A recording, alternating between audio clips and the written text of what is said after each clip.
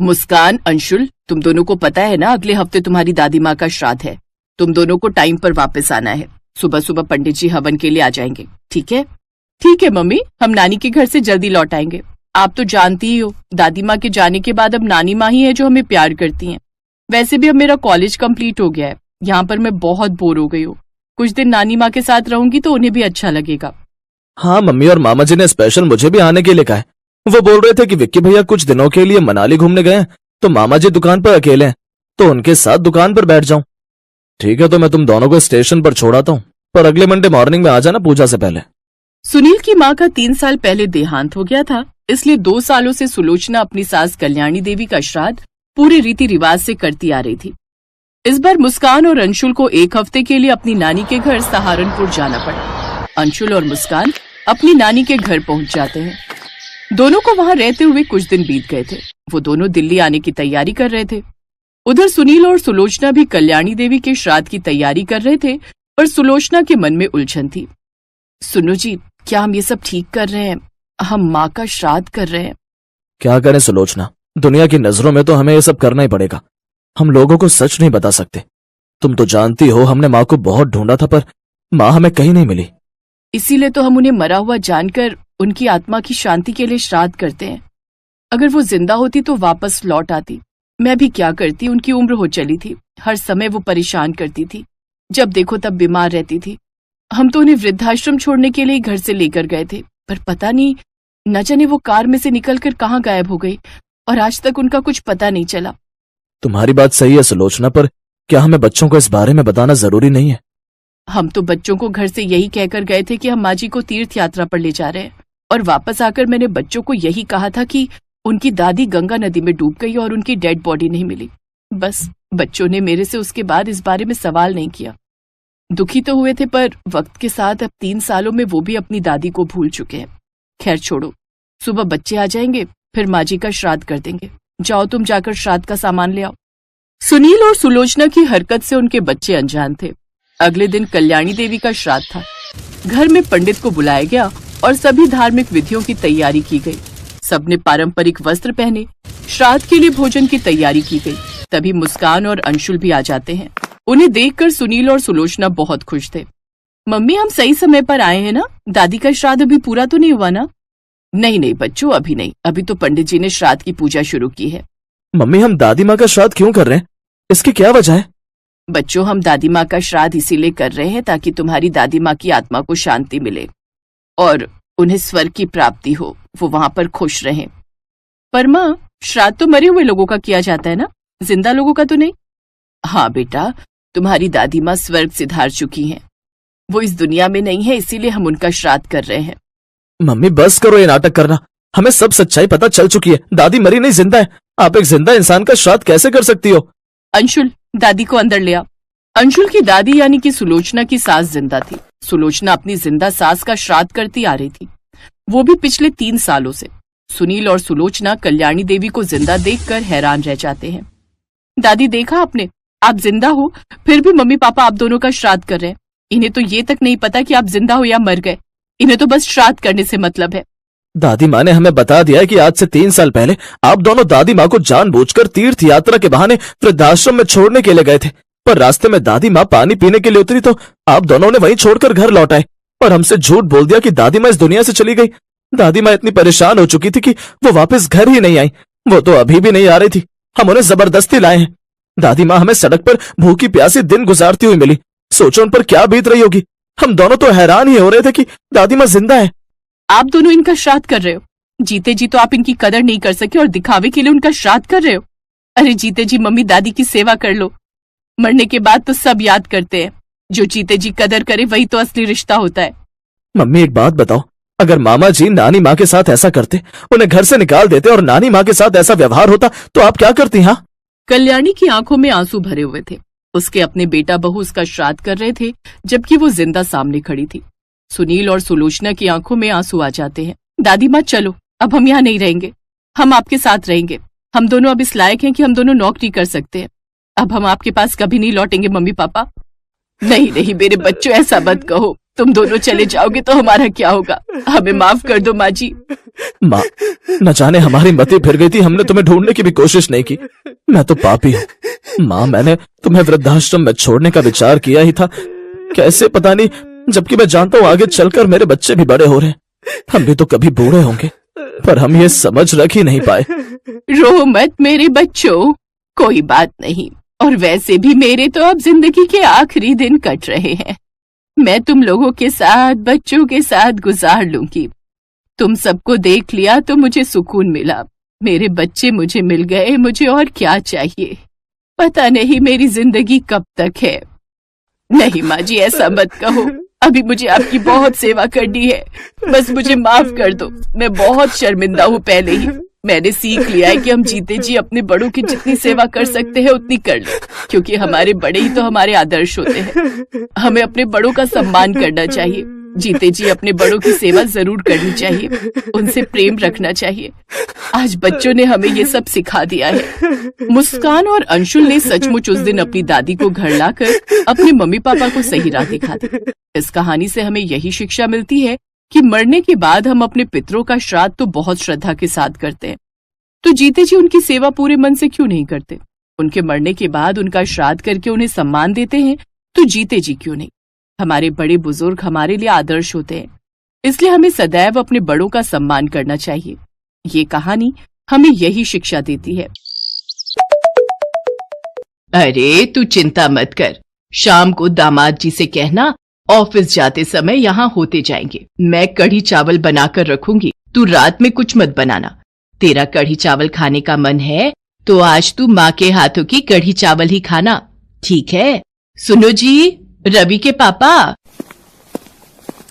जरा जाओ तो जाकर बाजार से 2 किलो खट्टा मट्ठा या फिर वो ना मिले तो दही ले आओ।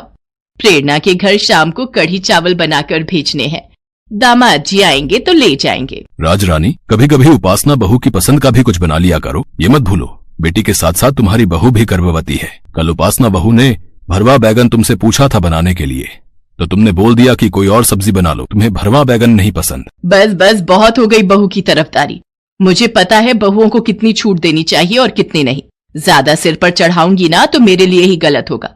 अब जाओ और जाकर जो कहा है वो ले आओ। कढ़ी चावल बनाने में बहुत समय लगता है, अभी शुरू करूंगी तब जाकर दामाद जी के आने तक बना पाऊंगी। तुम्हें समझाना बेकार है, वक्त ही तुम्हें समझाएगा। उपासना की सास राजरानी को समझाना सचमुच किसी के बस की बात नहीं थी। राजरानी की बहू उपासना के साथ साथ उसकी बेटी प्रेरणा भी मां बनने वाली थी। बहू और बेटी दोनों गर्भवती थी, पर राजरानी अपनी बहू उपासना की तरफ बिल्कुल भी ध्यान नहीं देती थी। उसे तो बस अपनी बेटी की सारी इच्छाएं पूरी करनी होती थी। इसी बात को लेकर उपासना का मन हमेशा दुखी रहता था। वो बहुत ही सीधी साधी एक साधारण परिवार से आई हुई थी। उसने कभी बड़ों के आगे जवाब देना नहीं सीखा था। इसी बात का फायदा राजरानी उठा रही थी। एक दिन राजरानी बाजार से आई तो उसके हाथ में ढेर सारा सामान था। उपासना बहू, जरा 1 गिलास ठंडा पानी लेकर आ, आज तो मैं बहुत थक गई। ये लीजिए माँ जी, आपने बहुत समय लगा दिया बाजार में। मुझे तो चिंता हो रही थी, आपका मोबाइल भी स्विच ऑफ आ रहा था, मैंने कई बार फोन मिलाया। मेरी चिंता मत करा कर, अब बेटी माँ बनने वाली है तो मुझे तो 100 काम है। अभी जच्चा के लिए सामान लाई हूँ, फिर बच्चा हो जाएगा तब उसके लिए नामकरण का ढेरों सामान लाना पड़ेगा। अब तो काम ही काम है तो बाजार आना जाना लगा ही रहेगा। क्या बना रही है रात को खाने में? एक काम कर, फ्रिज में भिंडी रखी है, वही बना ले। माँ जी, मैंने तो मटर पनीर की सब्जी और सूखी अरबी बनाई है। वो आज सूखी अरबी खाने का मन हो रहा था तो सब्जी वाले से ले ली थी। किसने कहा था 2-2 सब्जियां बनाने के लिए? कितनी महंगाई है, खाली भिंडी से काम नहीं चलता जो अलग अलग सब्जियां बनाई जा रही है। तेरे तो जीभ के चटकारे ही पूरे नहीं होते। आज बना ली, अब कल से जो मैं कहूंगी वही बनेगा। पता नहीं आजकल की बहुएं अपनी मनमानी क्यों करती हैं। उपासना की आंखों में आंसू आ जाते हैं और वो रोती हुए अपने कमरे में चली जाती है। ये गुड़, बादाम, काजू, किशमिश और ये देसी घी डिब्बों में बंद करके छुपा देती हूँ। कल प्रेरणा रहने आने ही वाली है, उसका 9वां महीना लग जाएगा। उसे रोजाना आटे का देसी घी और ड्राई फ्रूट डालकर हलवा बनाकर खिलाऊंगी। कुछ ही दिनों में आसानी से बच्चा हो जाएगा। दरजानी को फोन कर देती हूँ, उससे मैंने कुछ लंगोट और गद्दियां जो सिलवाई हैं वो पूछ लेती हूँ। सिल गई होंगी तो प्रेरणा के बैग में संभाल कर रख दूंगी। अचानक हॉस्पिटल भागना पड़ेगा तो कुछ नजर नहीं आएगा। उपासना की सास ने एक बार भी उससे मीठे मुंह बात नहीं की थी। उपासना को किसी भी चीज की जरूरत होती तो वो अपनी सास से नहीं कह पाती थी, क्योंकि उसे पता था अगर वो अपनी सास से कुछ कहेगी तो उसे उल्टा ही सुनना पड़ेगा। उपासना अपने मायके भी रहने नहीं जा सकती थी, क्योंकि उसका मायका दूसरे शहर में था और इस हालत में वो सफर नहीं कर सकती थी। इसलिए वो फोन पर ही अपने माँ पापा से बात कर लिया करती थी, पर वो कभी भी अपना दुख अपने माँ बाप को नहीं कहती थी। वो फोन पर हमेशा हंसती रहती थी। अगले दिन प्रेरणा मायके रहने आ जाती है और राजरानी अपनी बेटी की सेवा में लग जाती है। माँ, मुझे और नहीं खाना, मेरा पेट फुल हो गया है। अरे कहाँ कुछ खाया है? अच्छा, ये संतरे अनार का जूस पी ले। बच्चे के टाइम में जच्चा को खून की कमी हो जाती है, इसलिए इस कमी को पूरा करने के लिए जूस फल लिया कर। आओ ना उपासना भाभी, आप भी मेरे साथ जूस पियो। तुम पियो प्रेरणा, मैंने बिल्कुल अभी चाय पी है। अरे तू पी लेना, थोड़ा सा ही जूस है, वो भी तुझसे नहीं पिया जा रहा। उपासना सारा दिन खाती पीती रहती है, उसकी चिंता मत करा कर, तू अपनी चिंता कर। माँ, रवि भैया कब तक आएंगे? मुझे उनके साथ लूडो खेलना है। आपको याद है हम बचपन में कितना लूडो खेला करते थे और मैं हमेशा जीत। प्रेरणा, अब तुम्हारी उपासना भाभी मुझे हरा देती है। पता नहीं मैं तुम दोनों से लूडो में बिल्कुल नहीं जीत पाता। अरे आप आ गए भैया, कैसे हो? मैं तो बिल्कुल ठीक हूँ। और तू सुना, तू कैसी है? मैं बस फ्रेश हो जाऊं, फिर हम लूडो की एक एक बाजी खेलेंगे। उपासना, तुम भी फटाफट काम निपटा लो, हम तीनों मिलकर बैठेंगे। उपासना अभी लूडो वगैरह नहीं खेल सकती, तुम दोनों भाई बहन खेलो। मुझे प्रेरणा के कपड़े अलमारी में लगाने हैं तो उपासना मेरी मदद करेगी। राजरानी उपासना से काम करवाने का कोई ना कोई बहाना ढूंढ ही लेती थी। उसे तो बस यही चिंता रहती थी कि उसकी गर्भवती बेटी खुश रहे। गर्भवती बहू से उसे कोई मतलब नहीं था। ऐसे ही कुछ दिन बीत जाते हैं। राजरानी प्रेरणा का बहुत ख्याल रखती थी। प्रेरणा और उपासना दोनों की डिलीवरी का समय नजदीक ही था। कब बच्चा हो जाए किसी को नहीं पता। एक दिन घर पर कोई नहीं था, रवि ऑफिस में था। उपासना की सास राजरानी और ससुर ज्ञानचंद भी किसी जरूरी काम से बैंक गए हुए थे।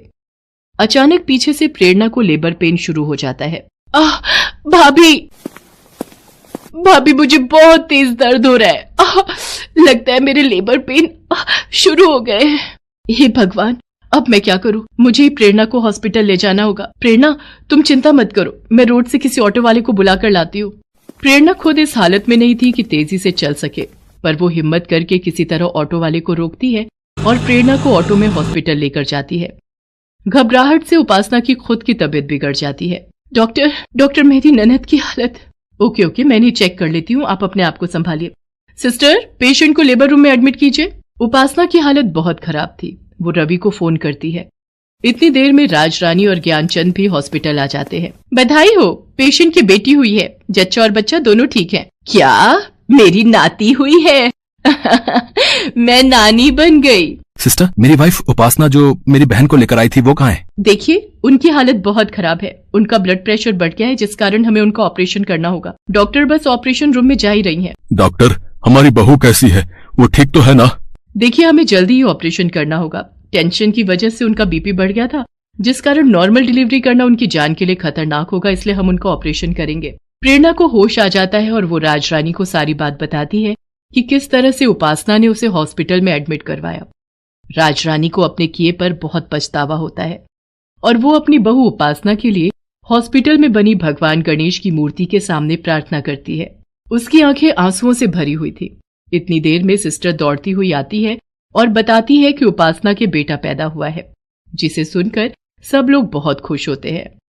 कुछ घंटों बाद उपासना को होश आता है और उसे रूम में लाते हैं। राजरानी उपासना से माफी मांगती है।